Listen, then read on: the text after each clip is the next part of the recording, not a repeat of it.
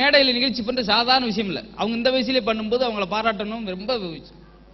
ஏன்னா நாங்களும் இன்னும் மேடையில் பண்ணும்போது இன்னும் பயந்துக்கிட்டு இருப்போம். அன்னைக்கு ஒரு கிராமத்தில் பேச கூட்டு போயிருந்தாங்க. நான் பாட்டு பேசிக்கிட்டு இருக்கேன், எல்லாம் விழுந்து விழுந்து சிரிச்சுக்கிட்டு இருந்துச்சு. திடீர்னு நடுவில் ஒரு கிழவி எந்திரிச்சு போய் 4 பேர் சப்பு சப்புன்னு இருந்துச்சு. ரெண்டு நினைச்சிருக்கீங்க, பாவம் தம்பி வெளியூர்ல வந்து பேசிக்கிட்டு இருக்காரு, மரியாதை சிரிச்சுக்கிட்டு இருக்கீங்க. அவர் நம்மளை பற்றி என்ன நினைப்பாரு, நீ பேசி தம்பி யாரும் சிரிக்காம பார்த்துக்கிறேன்னு சொல்லி சுற்றி சுற்றி வந்துச்சு.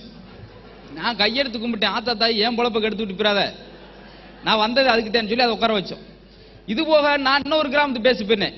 அங்கே போய் விளங்காத்தனமா ஒரு திருக்குறளை போய் சொன்னேன். எவனாச்சும் கிராமத்தில் திருக்குறளை சொல்லுவானா, நான் சொல்லிட்டு திருக்குறளில் காணாத எல்லாம் காணலாம் அப்படின்னேன். பட்டாரு ஒரு கிளை வந்துருச்சு, எங்க வீட்டில் ஒரு அண்டாவை காணாம பாப்பிடுச்சு. எனக்கு உயிரே போயிருச்சு. அதை எப்படி இதில் பார்க்க முடியும் உட்கார. இதெல்லாம் போச்சுன்னா குட்டி பையன். நான் பேடையில் பேசிக்கிட்டே இருக்கேன், கீழே இருந்து ஒரு கேள்வி கேட்டேன். அங்கிள் உங்களை நான் சேனலில் பார்த்துருக்கேன் அப்படின்னா. எனக்கு சந்தோஷம், நம்ம நிறைய சேனலில் பேசியிருக்கீங்க அப்படின்ட்டு. எந்த சேனல்லடா அப்படின்ட்டு. டிஸ்கவரி சேனலில் பார்த்துருக்கேன் அப்படின்ட்டான். நான் கரடியோட கையை பிடிச்சிக்கிட்டே வா தெரிஞ்சேன். படாத பாட்டு படுத்துறாங்க, ஒரே கேள்வியில நம்மளை உருப்படி இல்லாமல் ஆக்கி விட்டு போயிறாங்க. பின்னாடி கேட்குதுல்ல, அப்புறம் ஏன் கையை தூக்குறீங்க, முடிக்க சொல்லியா, இப்போத்தான் தொடங்கியிருக்கேன். அதனால கீழே உள்ள ஆடியன்ஸோட ஒத்து போயிட்டா பெரிய பெரிய பிரச்சனை ஆகும். இப்போ அற்புதமாக என்னை அறிமுகப்படுத்தினாங்க. ஒரு சில மேடைகள் இந்த மாதிரி பார்க்க முடியாது. என்னை ஒரு ஆள் அன்னைக்கு அறிமுகப்படுத்துறார். நான் சொல்லவே இல்லை, நான் பாட்டு உட்காந்துருக்கேன். அவர் ஆரம்பிச்சார். இவர்தான் மதுரை முத்து, ரொம்ப நகைச்சுவா பேசுவார். இதற்கு முன்னாடி நகைச்சுவா பேச என்எஸ் கிருஷ்ணன் செத்து போனார். அடுத்து டிஎஸ் பாலே அவரும் செத்து போனார். அடுத்து முத்து தான் அப்படின்னாரு. இப்ப இவங்க 2 பேருக்கு எடுத்து நீ சாக சொல்றாருன்னு எனக்கு குழப்பம். நான் இப்ப எதுவும் கேட்டேனா? இது போக இறங்கி போய்கிட்டு இருக்கேன். கீழே ஓடியாந்து ஒரு ஆள் கை கொடுத்தார். தம்பி உன் பேச்சு இல்லையாப்பா, சிரிப்பு இருக்கு சிந்திப்பு இருக்குண்டார். எனக்கு சந்தோஷம், ரொம்ப நன்றி சார். ஆமாப்பா, சிரிப்பு இருக்கு சிந்திப்பு இருக்கு. முதல்ல சிரிச்சிடறோம், அப்புறம் எதுக்கு சிரிச்சோம்னு சொல்லி சிந்திக்கிறோம் அப்படின்றாரு. அப்படி வினவினையா இருக்கும். அதில் ஒவ்வொரு பேச்சாளர் ஒரு மாதிரி பேசுவாங்க. அன்னைக்கு ஒரு ஆள் மதுரையில் ஒரு பேச்சு பேசினார். அதை அப்படியே கொண்டு போய் தூத்துக்குடியில் பேசினார், கொஞ்சம் கூட மாறாம. என்ன கோபமான கோபம். அதை அப்படியே கொண்டு போய் மறுபடியும் திருச்சியில் பேசினார். நான் பிடிச்சிட்டேன். என்ன சார் மதுரையில் பேசுனீங்க சரி, அதே கொண்டு போய் தூத்துக்குடியும் பேசுனீங்க பரவாயில்ல, இன்னைக்கு திருச்சியில் வந்து அதே பேசுறீங்க என்ன பண்ணேன். அன்னைக்கு ஒரு பேச்சு இன்னைக்கு ஒரு பேச்சு என்கிட்ட என்னைக்கு கிடையாது. என்னைக்கு என்கிட்ட ஒரே பேச்சு அப்படின்றாரு. அந்த ஆள் எப்படி இருக்காருன்னு பாருங்க. அதனால குழந்தைகிட்ட தான் ஒரு நாளைக்கு 200 முறை சிரிக்குதான். நம்மெல்லாம் குடும்ப இறுக்கத்தில் சிரிப்பை மறந்துட்டோம். அதனால எல்லாம் சேர்ந்து சிரிக்கின்றதுக்கு தான் அந்த நிகழ்ச்சி வச்சிருக்காங்க. குழந்தைகள் 200 தடவை சிரிக்குன்னா அது காரணம் இருக்கு. புதுசாக அந்த சென்ஸ் ஆஃப் ஹியூமர் அதிகமாக இருக்குது அவன்கிட்ட தான். அவன் கேட்குற கேள்விக்கு பதிலே சொல்ல முடியல. நீங்க என்னதான் டிகிரி படிச்சிருந்தா கூட எல்கேஜி போயிட்ட பேசி வைக்க முடியல. அன்னைக்கு ஒரு பையன் என்கிட்ட கேட்டான், அங்கிள் நான் எதுக்கு நாக்க தொங்க போட்டுக்கிட்டே ஓடுது அப்படின்னா. ஏன்னா இப்படி கேட்டுவிட்டானேன்னு சொல்லி உடனே அறிவாளி மாதிரி பழி சொல்றதுக்காக என்ன கேட்டேன் அப்படின்னு. நான் எதுக்கு நாக்க தொங்க போட்டுக்கிட்டே ஓடுது அப்படின்னா, அதை நாய்கிட்ட தான்டா கேட்கணும் அப்படின்னு. அதே உங்ககிட்ட கேட்டேன் அப்படின்னா. அவன் ரொம்ப பேசல, ஒரு வரி பேசிட்டு அயன்பாட்டு போயிட்டு. எனக்கு நைட்டு ஃபுல்லாக தூக்கம் இல்லை. பெரிய வேண்டிய சப்புன்னு ஒரு இருக்கலாம். அவன் என்ன செய்ய முடியும். அன்னைக்கு தெருவில் குட்டி குட்டி பேரா விளையாண்டுக்கிட்டு இருக்காங்க. அவங்களுக்குள்ளே பேச்சு தான் என்ன இன்னைக்கு பிறந்தோம்னு சொல்லி. விக்னேஷ் ஒன் டேட்டா பிறத்து என்ன அப்படின்னு. நீ என்னைக்கு பிறந்த அப்படின்னு. நான் வியாழக்கிழமை. சுரேஷ் நீ நான் புதன்கிழமை. இப்போ 3வது ஒருத்தன் சொல்லவே இல்லை, நீ என்னைக்கிட்ட பிறந்த அப்படின்னாங்க. அவன் ஞாயிற்றுக்கிழமைட்டான். இவங்க 2 ஓடி போய் சப்புன்னு ஒன்று ஒரு இருக்குனாங்க.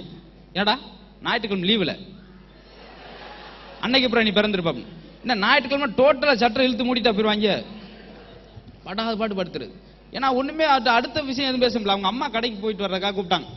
தம்பி கடைக்கு போயிட்டு வா அப்படின்னு. ஏம்மா என்னவே கடைக்கு போய் சொல்ற, நீ தான்டா கடைக்குட்டி போ. போனா போய் கடைக்கார்ட்ட கேட்டேன், கடைக்காரே இந்த வாழைப்பழம் எவ்வளோ அப்படின்னா. 2 ரூபா அப்படின்னு. 1 ரூபாய்க்கு வருமா, வராது அப்படின்னாரு. பிச்சை கையில் வந்துருச்சு, இந்த வருது அப்படின்னா. அந்த ஆள் சட்டரை முழுத்து முட்டி எனக்கு இந்த வேலையை வேணாம்ட்டு போயிட்டார். பல பேர் தொழிலையும் எடுத்து போறாங்க. இப்போ எல்கேஜி பையலுக்கு யூனிஃபார்ம் தைக்கணும்.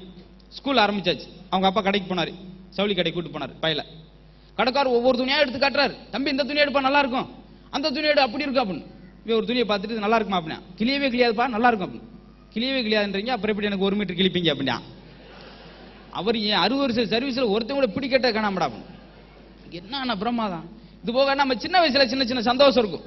இந்த மயில் வச்சிருப்பாங்க, இல்லாட்டி இந்த புத்தகத்துக்குள்ள மயில் இறகு வைக்கிறது, இப்படி எல்லாம் வச்சிருப்பான். எங்க வீட்டு பக்கத்தில் ஒரு வித்தியாசமா மைனா வளர்த்தான். மைனாண்டா தெரியுது, ப்ரௌன் கலர்ல இருக்கும். மைனாண்டா லேஸ் வாச வளர்க்கல, சாப்பிட்றது கூட தான் தூங்குறத விட தான் மைனாதே உயிர். இப்போ ஸ்கூல் ஆரம்பிச்சாச்சு. ஸ்கூலுக்கு மைனாவும் கொண்டு போக முடியாது. அதனால அவங்க அம்மாட்ட பத்திரமா கொடுத்து, அம்மா மைனா பார்த்துக்க, நான் ஸ்கூல் போயிட்டு வரேன்னு போயிட்டான். இப்போ போன கொஞ்ச நேரத்தில் மைனா தண்ணிக்குள்ள விழுந்து செத்து போச்சு. அம்மாவுக்கு ஆச்சரியம், ஐயோ மைனா வந்து கேட்பானே என்ன செய்ய போறோமோ எது செய்ய போறோம்னு சொல்லி. ஸ்கூல் விட்டு 4 மணிக்கு வந்தான். அம்மா மைனா வாங்க அப்படின்னா. அது செத்து போச்சுறான். சரி சாப்பாடை போடு, ரசத்தை ஊத்து, நான் பாட்டு ஸ்கூல் போயிட்டேன். அம்மாவுக்கு ஆச்சரியம், மைனா கேட்டு வீட்டை ரணகலப்படுத்தான்னு பார்த்தா அம்பாட்டு போயிட்டானே. 7 மணிக்கு டியூஷன் விட்டு வேகமா வந்தான். அம்மா மைனா எங்க அப்படின்னா, அது செத்து போச்சுடான்ச்சு. என்ன மைனா செத்து போச்சா? ஓண்டு அழுது சோள பஞ்சலாம் பறக்க விட்டு டேப் ரெக்கார்ட் நொறுக்கி டிவியை நொறுக்கி வீட்டே சுடார் மாதிரி ஆக்கிவிட்டான். அம்மா கோவம் வந்துச்சு. 4 மணிக்கு வந்து மைனா வெங்கன்னு கேட்டேன். நான் செத்து போச்சுன்னு சொன்னேன். அப்ப அழுகாம ஏன் இப்ப அழுகிறப்ப? நீ அப்ப சொன்னது நான் நைனா வாக்கம் நினைச்சேன் அப்படின்னா. அவனை பொறுத்த மட்டுக்கு நைனாவனா கூட பிரச்சனை இல்லை, அவன் செல்ல வளர்த்த மைனாவா கூடாது. ரொம்ப குறிக்கோளோட இருப்பாங்க. அதுக்கடுத்து ஒன்றும் பேச முடியாது. அன்னைக்கு ரேடியோவில் ஒரு பாட்டு போட்டுக்கிட்டு இருந்தாங்க, சின்ன விடா வரட்டுமா பெரிய விடா வரட்டுமான்னு. இவன் அவங்க தாத்தாட்ட சந்தேகம் கேட்டான். என்ன தாத்தா எப்போ பார்த்தாலும் சின்ன விடா வரட்டுமா சின்ன விட பாட்டு போறாங்க, இல்லை சின்ன விடன்னு என்ன தாத்தா? எதுக்கடா கேட்குற? சும்மா தெரிஞ்சு வச்சுக்கலாம் இல்லையா? தெரியாமல் வச்சுக்கிறதுக்கு பேர் தான்டா சின்ன விடு. அவருக்கு வயசு 65. ஏன்னா வயசானவங்களுக்கு முன்னாடியும் சிலருக்கு உள்ளு குறையாது, பயங்கரமா பேசுறது. அன்னைக்கு பாட்டி என்கிட்ட வந்துச்சு. ஏடா எங்க வீட்டுக்காரர் எப்போ பார்த்தாலும் டீ பார்க்குறாரா அப்படின்னு. அம்மா நான் சொன்னேன் வயசாயிருச்சு, ரிட்டையர் ஆயிட்டாரு, பார்த்துட்டு போட்டுமே அப்படின்னு. அதுலடா கூறாட்டு தம்பி, கரண்ட் லாட்டி கூட மெழுகிரியை பொறுத்து வச்சு பார்த்துக்கிட்டு இருக்கான். இது கொஞ்சம் முத்துன கேஸ். நானும் அது விதமான பேச்சுக்கெல்லாம் இருக்கும். ஏன்னா இப்போ புதுசாக கண்டுபிடிப்புகள் வந்த இப்போ செல்போன் வந்துச்சு. செல்போனை வச்சுக்கிட்டு ஒவ்வொருத்தர் படுத்துற பாட பார்த்தா பல மேஜிக் பண்றாங்க. அன்னைக்கு ஒருத்தன், மாப்பிள்ள எங்க இருக்க? நான் பஸ்லாண்ட போய்கிட்டு இருக்கேன். நானும் பஸ்லாண்ட போறேன். அம்மா எந்த பக்கம் உட்காந்துருக்க? பின் சீட்ல உட்காந்துருக்கேன். நான் பின் சீட்ல உட்காந்துருக்கேன். எத்தனை நம்பர் பஸ்? 48. நான் 48. எங்கிட்டு அப்படின்னு பார்த்தா 2 பேரும் ஒரே சீட்ல உட்காந்துருக்காங்க. அவங்க பேசிருக்காங்க 4 கால் மாங்கு. இன்னும் சிலர் டிராவல் பண்ணிக்கிட்டு இருக்கும் போதே பேசுவாங்க. 2 வீலர்ல போயிட்டு இருந்தேன், ஒரு கையில செல்போன் ஒரு கையில பிடிச்சிட்டு, என்னதான் இந்தா வந்துட்டேன் அப்படின்னா, ஏத்தாப்புல லாரில மோதி மேல போயிட்டான். அவனுக்கு கால் பாவம் எம்மைங்கிட்ட இருந்து வந்திருக்கு. அப்படி நிறைய விஷயங்கள் நம்மளோட அனுபவிக்கிற பொறுத்து இருக்கு. இப்ப நகைச்சுவை நம்ம ஒன்று தேடி போய் அலைய வேண்டிய அவசியம் இல்லை. நம்ம வேலை பார்க்குற இடத்துல இருக்கும். இப்ப ஆபீஸ்ல இல்லாமல், ஆபீஸ்ல அவர் பீன் மேனேஜர் வந்து பீனை கூப்பிட்டார். என்ன நீ என்ன கொஞ்ச நேரமா ரெஸ்ட் எடுக்க வரியா? யார் வந்தாலும் உள்ள அலோவ் பண்ற? சார் வர்றவங்க கூட உங்களுடைய நண்பர்னு சொல்றாங்க. வர்றவங்க கூட அப்படித்தான் சொல்லுவான். நீ எவனையும் அலோவ் பண்ணாது, உள்ள உட்காந்துட்டார். அந்த நேரம் ஒரு அம்மா வந்தாங்க. பீன்ட்ட வந்து மேனேஜர் பார்க்கணும். அதெல்லாம் பார்க்க முடியாதுமா, நான் அவருடைய ஒய்ஃப். வர்றவங்க கூட அப்படித்தான் சொல்றாங்க, நான் அலோவ் பண்ண முடியாம. ஏன்டா கோன் பேசி எதாச்சும் வசம் வாங்கிட்டு உட்காந்துருப்பேன். இப்போ இன்டர்வியூக்கு போயிருந்தேன்.